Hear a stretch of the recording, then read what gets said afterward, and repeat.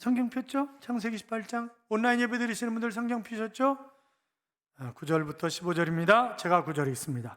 그들이 아브라함에게 이르되 내 아내 사라가 어디 있느냐? 대답하되 장막에 있나이다. 그가 이르시되 내년 이맘때 내가 반드시 내게로 돌아오리니 내 아내 사라에게 아들이 있으리라 하시니 사라가 그 뒤 장막문에서 들었더라.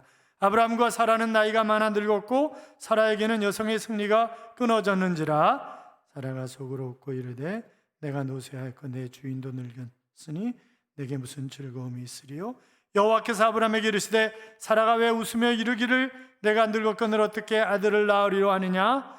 여호와께 능하지 못한 일이 있겠느냐?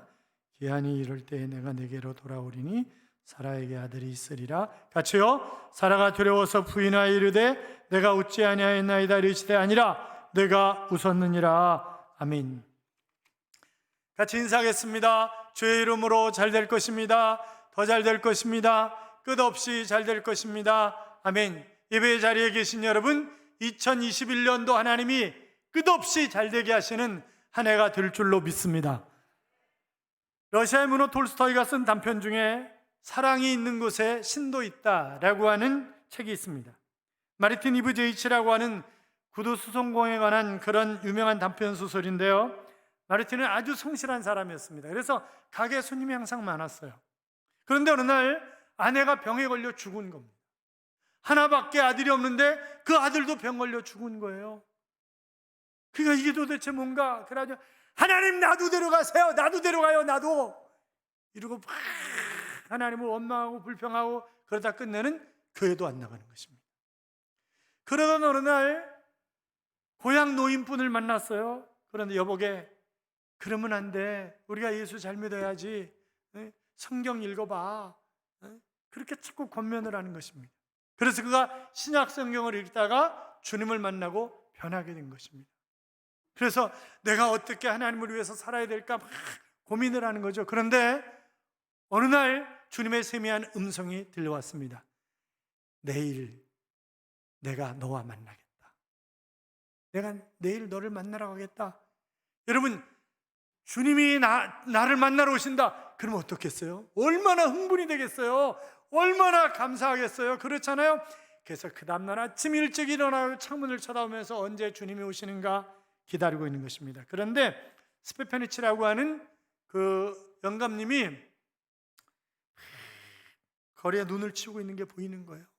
그러니까 영감님 들어오세요.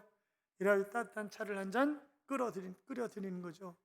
그랬더니 조금 있다가 겨울인데 여름 옷을 입은 아주머니가 애를 안고 초가지고 털 떠는 게 눈에 보이는 거예요. 그러니까 들어라고 막 그래가지고 또 스프도 끓여드리고 먹을 거를 드리고 옷 사 입을 돈도 좀 주고 이래가지고 보내는 것입니다. 또 뭐 사과 파는 사람, 어떤 소년 그래가지고 들어라 그래가지고 잘 먹이고 이래 섬기는 거예요. 그런데 저녁에 해가 졌는데 그때까지도 주님이 안 오시는 거죠. 이게 도대체 어떻게 된 거냐? 그러고 있는데 밤에 다시 주님의 세미한 음성이 들려왔습니다.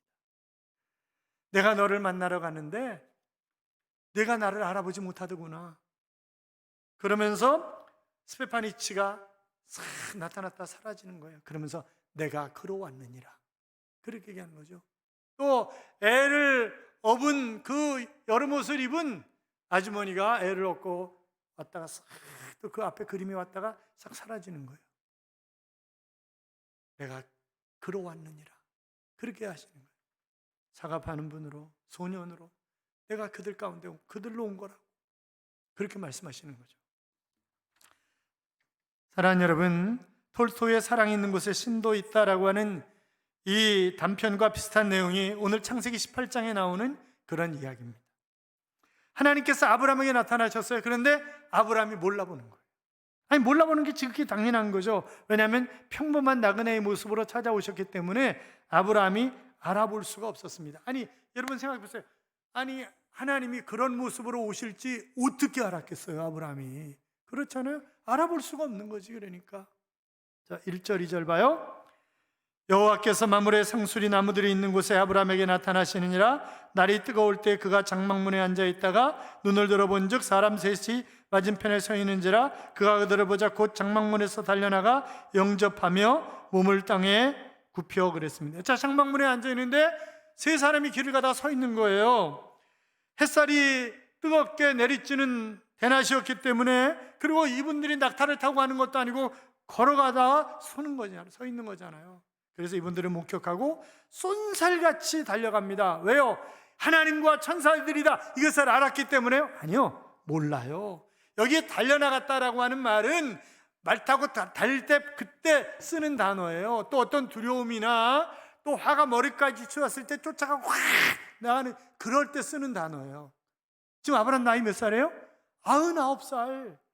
99의 노인이 지금 급히 달려가는 거예요. 그리고 무릎을 꿇는 거예요, 그 앞에서. 여러분 생각해 보세요. 자, 소도망을 만나기도 했어요. 멜레방을 만나기도 했어요. 그때 무릎 꿇었어요? 안 꿇었어요. 그런데 이 노인이 지금 무릎을 꿇는 것입니다. 아니 도대체 그들이 누구길래? 아마 아브라함이 하나님과 천사인지는 몰랐지만 그러나 보통 분은 아니다 라고 하는 것은 알았던 것 같아요. 그러니까 그렇게 쏜살같이 달려가가지고 엎드려 절을 하고 그러면서 제발 우리 집에 들어오셔서 쉬시라고, 그러면 제가 발도 씻겨드리고 그리고 맛있는 음식을 준비해서 드리겠다고 제발 머물다 가시라고 그랬더니 그렇게 하라, 그렇게 얘기를 하잖아요. 여기 몸을 땅에 굽혔다. 그러니까 보면 정말 여러분 보세요. 우리 여기서 특별한 사실을 발견하게 되는데, 갈대아 우르에서 불러낼 때도 그렇고 보면 하나님이 음성으로 말씀하셨지 사람의 모습으로 나타나시지 않았어요. 그렇잖아요. 그 이스마엘 낳았을 때도 마찬가지, 다 마찬가지예요. 그런데 지금 사람의 모습으로 나타나는 거죠. 이해할 수 없는 방법으로 하나님이 나타나신 것입니다. 여러분, 우리가 그런 것도 볼 수 있어요. 욥 같은 경우도 그렇잖아요. 욥도 얼마나 고생을 많이 했어요. 그렇잖아요. 다 날렸잖아요. 재산 다 날렸죠. 자식 다 죽었죠. 마누라는요? 마누라는 어디 있어요? 집에 있어요? 도망갔어요? 몰라요. 성경 안 나와 있어서 몰라요. 도망갔는지 있는지 몰라요. 하여튼 괴롭힌 것만 했어. 마누라는 괴롭히는 것만 했어요. 그런데 나중에 그가 돌이켜서 친구들을 위해서 기도할 때 하나님이 그에게 갑절의 복을 주시는 것을 볼 수 있는데, 그런데 욥기 42장에 가면 어떤 얘기가 나오냐면, 내가 그전엔 귀로만 듣는 하나님이었는데 이제는 하나님을 눈으로 배웁나이다, 이렇게 얘기를 한다. 하나님을 체험하는 그런 역사를 경험하는 것을 우리가 볼 수 있는데, 자, 그런데 지금 아브라함도 사람으로 오신 하나님을 만났잖아요. 3절 봐요. 3절 같이 읽어요. 이르되 내 주여 내가 주께 은혜를 입어 싸우면 원하건대 종을 지나가지 마. 자, 자기는 뭐예요? 은혜 입은 사람이라는 거예요. 나는 은혜 입은 사람이라는 거예요. 누구인지는 정확하게 모르지만 제가 은혜를 입은 사람이기 때문에 제가 섬기고 싶다는 거예요. 저는 저희 사돈 박중식 목사님, 세종학교 원로 목사님이신데 너무 일찍 은퇴를 하셨어요. 근데 제가 너무 좋아하고 존경합니다. 왜냐하면 하나님의 모든 것이 하나님의 은혜라 그러고 하나님의 은혜를 입에 달고 사시는 분이에요.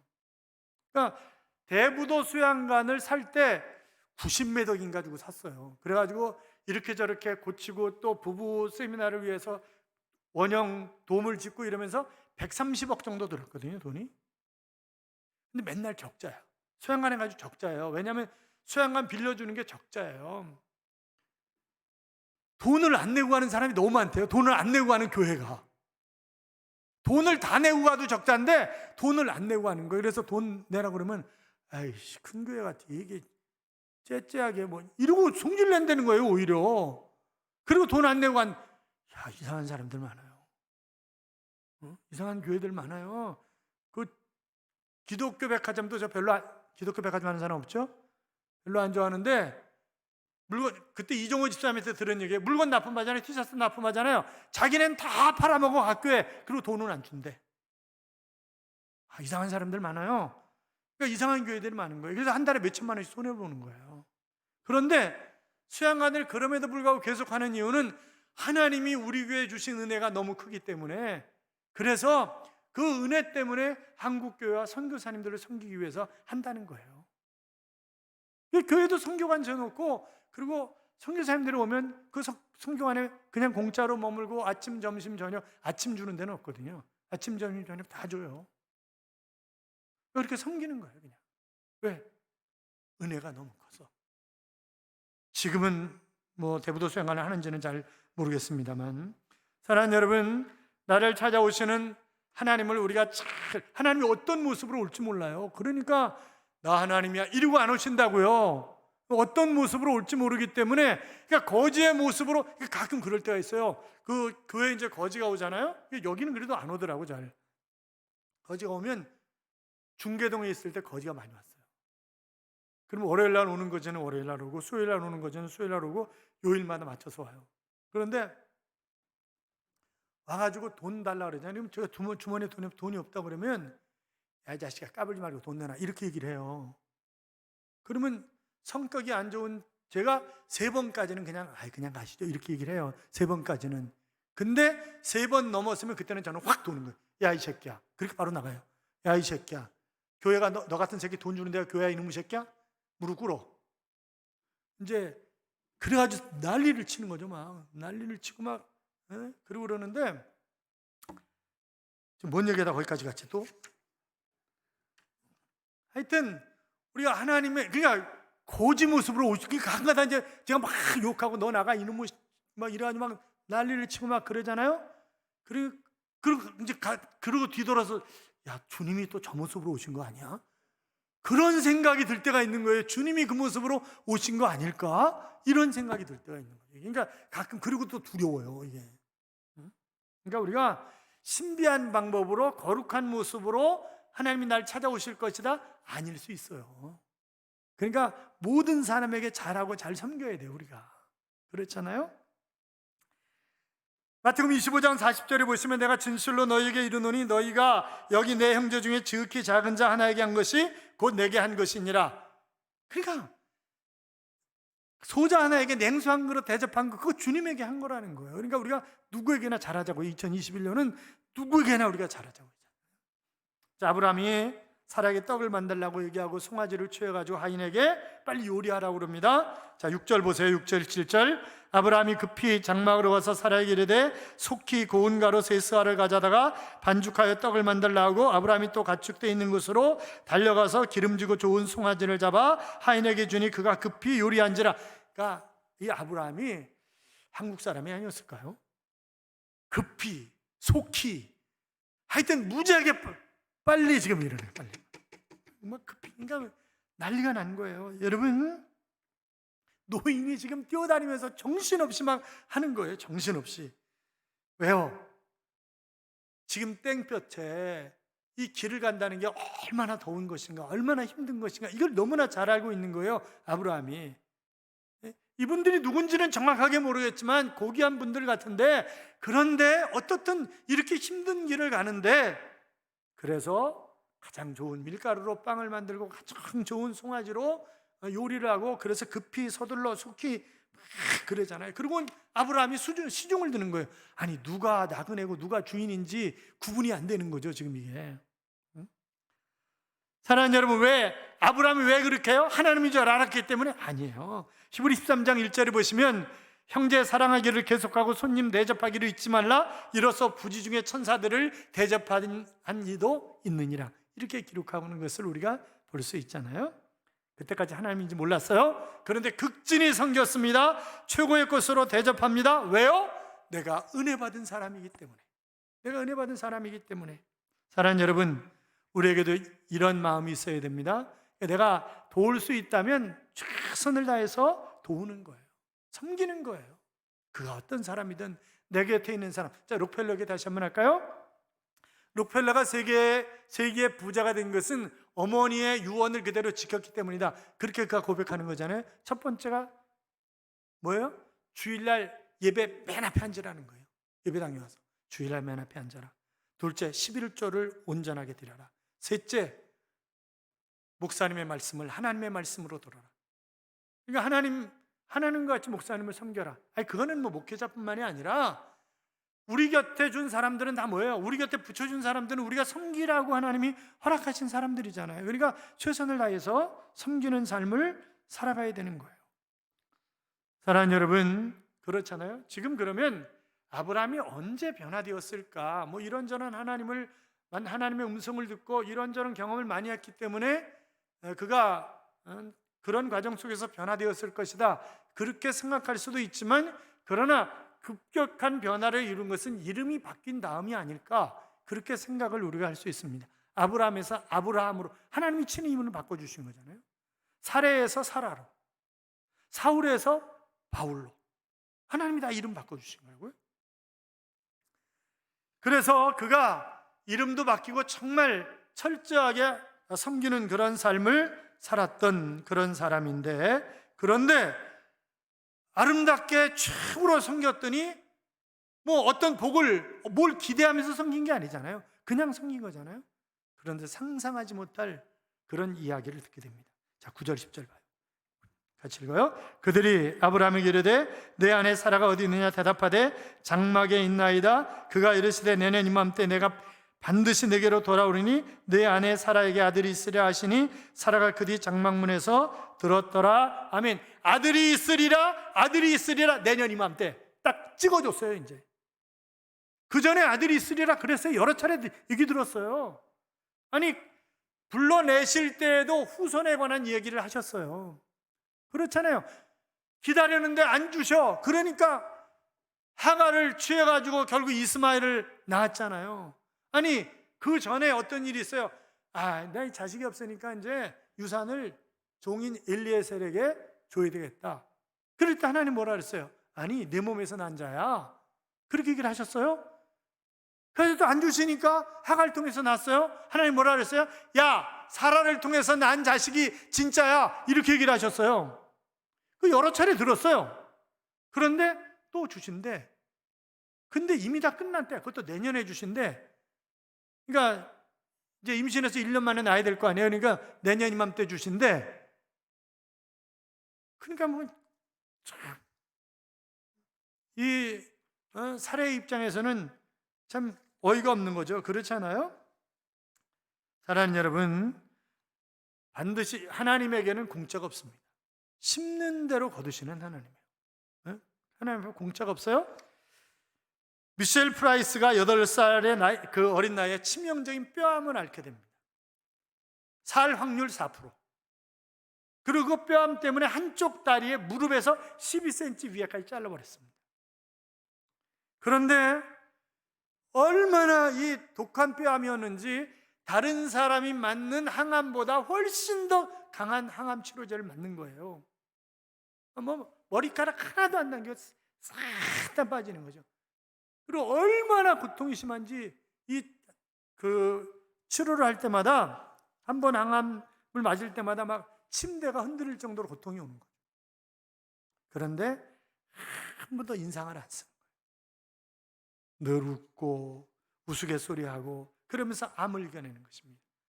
그러더니 스키를 배웠어요. 그래가지고 세계 최연소 정상급 장애인 스키 선수가 됩니다. 승마 선수가 됩니다. 지금은요, 세미나 강사로서 정말 아름답게 쓰임받고 있습니다. 그래서 1993년 그 용기 있는 사람으로 선정이 되어서 미국 암협회에서 특별상을 받기도 했는데, 한마디로 이 긍정적인 삶, 늘 즐겁게 삶을 사는 거예요. 그랬더니 암도 이기더라. 아니, 그거는 또 영국 런던에 있는 킹스 대학병원에서 유방절제 수술을 받은 사람들이 자기가 암이라는 것을 알았을 때 그것을 어떻게 받아들이냐에 따라서 삶이 완전히 달라졌다는 거죠. 그럼 당신 암입니다. 이제 끝났습니다. 아니면 지금 2기입니다. 이거 큰일 났네. 이러는 사람은 10년 지나가면 10명에서 8명이 죽었대요. 10명에서. 그런데 그래요? 하나님 믿을 수 있겠죠. 또 죽으면 천국 가면 되잖아요. 이러고 아주 편안하게 생각하는 사람들은 10년이 지나면 10명 중에서 7명이 아직도 건강하게 살아있다는 거예요. 그러니까 이걸 어떻게 받아들이냐에 따라서 전혀 다른 거죠. 응? 성경은 말씀합니다. 즐거운 마음은 병을 낫게 하지만 근심하는 마음은 뼈를 마르게 하느니라. 그러니까 우리가 2021년은 이렇게 살자고요. 그냥 어떤 일이 있든지, 그것이 고난이든 역경이든 순경이든 하여튼 어떤 일이 있든지, 하나님이 날 잘 되기 위해서 이러시는 거구나, 할렐루야 아멘 이러고 하나님 찬양하고 막 웃고 이러자고요. 사람들이 나를 미친 사람처럼 생각을 한다 할지라도 그러면 하나님 반드시 그렇게 해주실 줄로 믿습니다. 모든 것을 합력해서 선을 이루시는 하나님이 결국 나를 잘 되기 하기 위해서 때로는 훈련시키시는 거고 때로는 시온의 대를 여시는 거고 그런 거 아니겠어요? 그러니까 그렇게 가는 거예요. 자, 그래서 아들이 있으리라 그랬더니 장막에서 피시고서 웃겨 그러는 거예요. 웃겨 이러는 거예요. 아니, 이름까지 얘기해 주셨잖아요. 이름까지. 그리고 내년에 이렇게까지 얘기했잖아요. 근데 웃겨? 말이 되는 소리야? 그게 내가 경수가 끊어졌는데 내 남편 힘도 없는데 우리가 부부 생활해 본 지 벌써 언젠데 이런 얘기를 하는 거죠. 그랬더니 18절에 보면 사라가 왜 웃으며 이르기를 내가 늙었거늘 어떻게 아들을 낳으려 하느냐, 이 사라가 나그네 말을 안 믿는 거예요. 물론 좀 비범하신 분 같지만 그분이 하나님인지 모르니까 안 믿는 거예요. 여러분, 그런데 보통 사람은 아닌 것 같으니까 두려움이 오는 거죠. 그러니까 얼른 거짓말 하잖아요. 안 웃었는데요? 안 웃었는데요? 저? 그러는 거예요. 여러분, 두려움은 사람을 연약하게 만듭니다. 두려움은 사람을 하여금 거짓말하게 만듭니다. 하나님이 두려워서 에덴 동산의 나무 사이에 아담과 하와가 숨은 것 여러분 잘 아시잖아요? 아브라함도 기근을 피해서 애굽 땅에 내려갔을 때 마누라가 너무 이뻐가지고 뺏길까 봐 두려워가지고 마누라를 누이라고 이렇게 얘기를 하잖아요. 그러니까 사랑하는 여러분, 두려움은 하나님의 뜻이 아닙니다.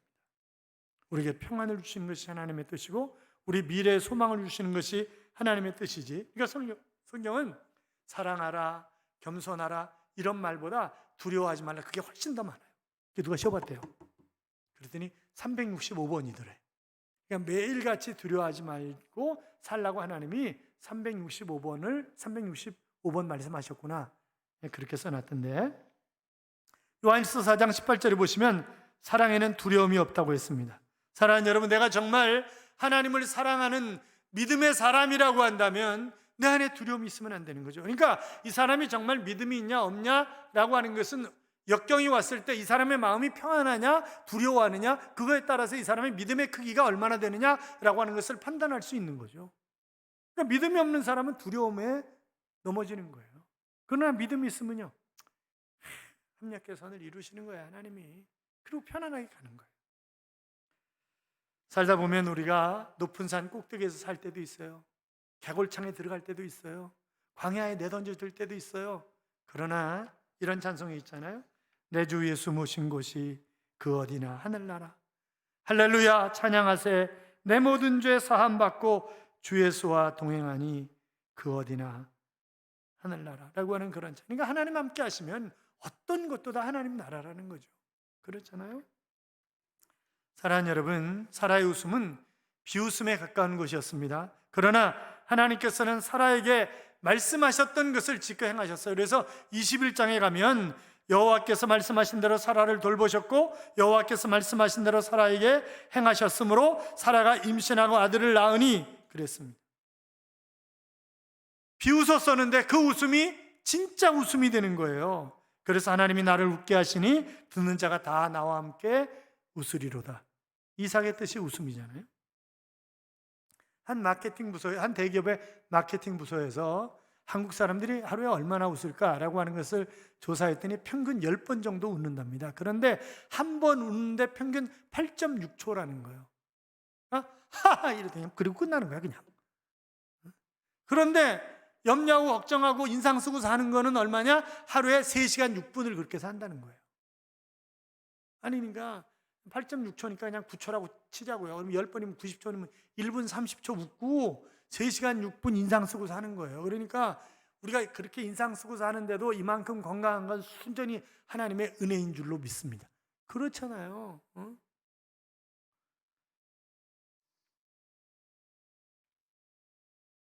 자, 아브라함과 사라에게 말씀하셨어요. 여호와께 능하지 못한 일이 있겠느냐?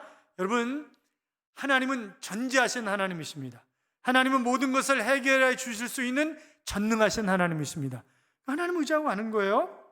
그러니까 내 눈에 보이는 것만 다는 아니잖아요. 우리가 가시광선으로 눈에 보이는 것을 가시광선이라고 얘기하는데 눈에 보이는 것은 빛의 5%밖에 안 된다잖아요. 그렇잖아요. 귀도 마찬가지잖아요. 귀에 우리가 치고 들어가는 소리, 돌아가는 소리를 못 듣잖아요. 그러니까 어느 것만 보게 돼 있고 어느 것만 듣게 돼 있다고 하나님 그렇게 만드셨어요. 그렇다고 없는 게 아니잖아요. 빛이 없는 것도 아니고 내가 안 들린다고 소리가 없는 게 아니란 말이죠. 사랑하는 여러분, 우리도 내 경험, 내 지식, 내 믿음 이런 거 가지고 그냥 하나님이 성경을 통해서 하나님 또 기도하는 가운데 내가 찬양하는 가운데 말씀하시는데 피식 웃으면서 그게 말이 돼? 이런 적 없냐 이 말이죠. 그렇게 살아가는 거 아니냐 이 말이죠. 우리 2021년도 쭉 하나님이 허락하신 옆에 사람들 잘 섬겨서 옆에 있는 사람이 하나님일지도 몰라요.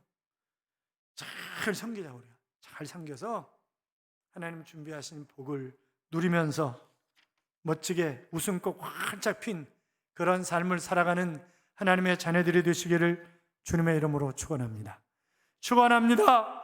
이런 찬양이 있죠. 내가 먼저 손 내밀지 못하고 내가 먼저 용서하지 못하고 내가 먼저 웃음 주지 못하고 이렇게 머뭇거리고 있네. 그가 먼저 손 내밀기 원했고 그가 먼저 용서하길 원했고 그가 먼저 웃음 주길 원했네. 나는 어찌된 사람인가. 오 간교한 나의 입술이여, 오 더러운 나의 마음이여, 왜 나의 입은 사랑을 말하면서 왜 나의 마음은 화해를 말하면서 왜 내가 먼저 져줄 수 없는가, 왜 내가 먼저 손해볼 수 없는가. 사랑하는 여러분, 우리 먼저 손 내밀자고요. 우리 먼저 용서하자고요. 우리 먼저 웃어주자고요. 우리가 먼저 섬겨주자고요. 그래서 행복한 그런 2021년을 만들어가는 하나님의 자녀들이 되시기를 주님의 이름으로 축원합니다. 축원합니다.